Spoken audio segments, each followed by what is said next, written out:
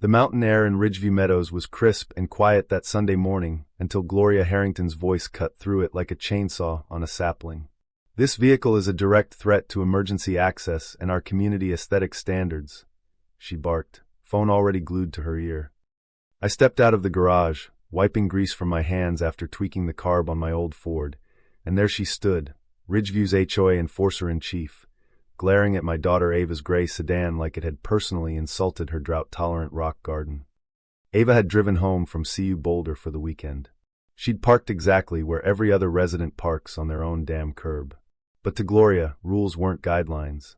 They were her personal religion, and she was the high priestess. "You can't be serious," I said, keeping my tone even. "It's 10:15 on a Sunday. Section 4.2 says no overnight street parking.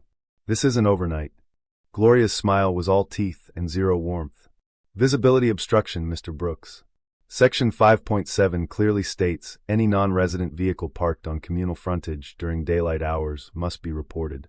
I've already requested a deputy." My wife Megan appeared on the porch, drying her hands on a towel. "You called the sheriff's office over a parked car?" "Safety first," Gloria sniffed, adjusting her perfectly sprayed helmet of hair. "Some of us take our responsibilities seriously." 20 minutes later the cruiser rolled up. Gloria straightened like she was about to receive a medal. Then the deputy stepped out, tall, easy grin, Stetson tipped back.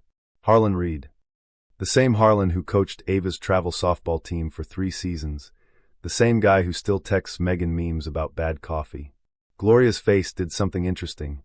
Went from smug to ghost white in half a second. "Ethan, Megan, hey," Harlan called, waving like we were at a barbecue. He glanced at the sedan, then at Gloria. "This the emergency?" "Clear violation," she started, but Harlan held up a hand. "Legal parking, Gloria. County roads, not HOA turf. You wasted my Sunday again." He looked straight at her. "Third time this month, right?" Gloria's mouth opened, closed, then she spun on her heel. "This neighborhood will hear about this hostility," she hissed as she marched off. I should have known that wasn't the end. It was just the spark. 3 days later a crisp white envelope appeared in our mailbox. No stamp, hand-delivered, sealed with the official Ridgeview Meadows gold sticker. Inside, bold lettering announced, "Notice of violation, unauthorized obstruction of community access. $250 fine. Under review for chronic noncompliance."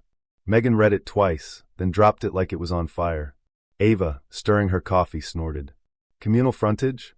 That's literally our curb." That night I climbed into the attic and pulled out the original HOA binder we'd ignored since closing day 7 years ago. I read every line Gloria had quoted. Then I hit section 7.4. Violation Review Committee must consist of at least 3 board members with no conflict of interest. Current board? Gloria, her sister-in-law Diane, her golf buddy Keith, and old Mrs. Ruiz who'd had hip surgery and hadn't been seen at a meeting in 14 months. No committee. No quorum. Just Gloria playing judge, jury, and collection agency. The next morning I walked the block. Quietly.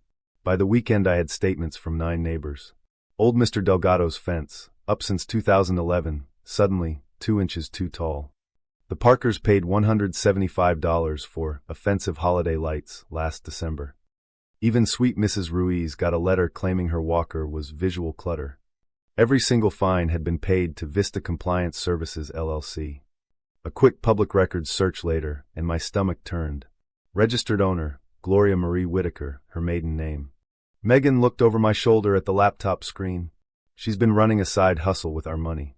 I didn't storm her house. I called Harlan off duty. Then I emailed the county clerk every receipt, every forged notice, every bank transfer. 2 days later Harlan rang me himself. "Ethan, sit down. We just served a warrant on that LLC. Grand jury's looking at wire fraud, forgery, and misappropriation of county grant funds." "What grant?" I asked. "The $18,000 Foothills Beautification Grant she applied for last year. Supposed to buy benches and solar lights for the nature trail. Never showed up. Money went straight into Vista Compliance." Gloria tried one last power move that Friday. She showed up at my door in a blazer 2 sizes too small, clipboard in hand, fake smile welded on. Routine compliance inspection. I stepped outside and shut the door behind me.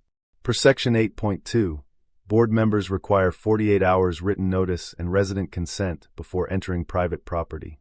You got that in writing. I smiled. Or should I call the same deputy who already told you to stop? Her smile cracked like cheap stucco. She turned and click-clacked away without another word. Word spread fast. Neighbors who'd stayed silent for years started talking. Mr. Delgado printed flyers. The Parkers knocked on doors. We held a garage coffee in my driveway, not an official meeting, just folks sharing stories over Megan's cinnamon rolls. Even Mrs. Ruiz hobbled in with her walker and a folder of ignored complaints. By the emergency board vote 2 weeks later, we had notarized proxies from 43 households. The community center was standing room only that evening. Gloria sat front row, arms folded so tight her knuckles were white. Mrs. Ruiz opened the meeting, voice steady despite the cane. Tonight we vote on leadership removal. But first we listen. I stood. 3 weeks ago my daughter parked in front of our house. That's how this started. What followed was targeted harassment, fake fines, and $50,000 funneled into a shell company Gloria owns. County records prove it. I held up the folder, including an $18,000 public grant for trail lights that don't exist. Gasps rippled. Gloria shot up. I acted in the best interest of property values. Someone shouted, "You acted in the best interest of your bank account."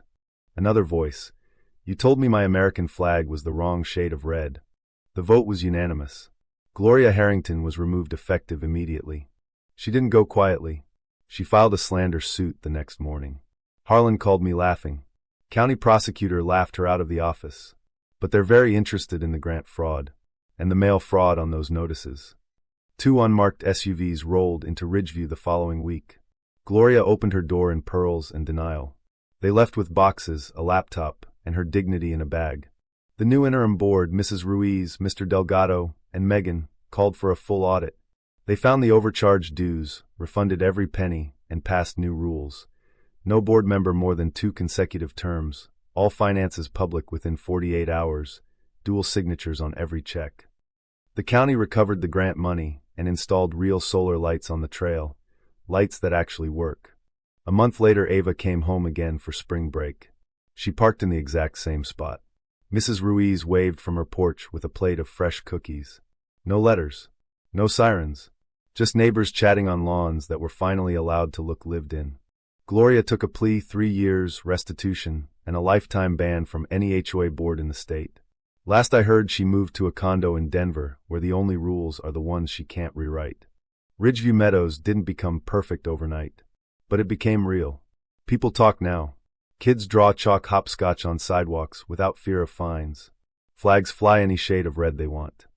And every time someone suggests a new community standard, someone else just smiles and says, "Let's run that by the new rules first." Because the craziest part? It all started with one college kid parking her car at her own house on a sunny Colorado Sunday. True or false? The real power abuser in this neighborhood was the dad who fought back with receipts, or the woman who turned protecting the community into her personal cash register. Drop your vote below. Because sometimes the biggest Karen isn't the one yelling about parking, it's the one who thinks the rules only apply to everyone else.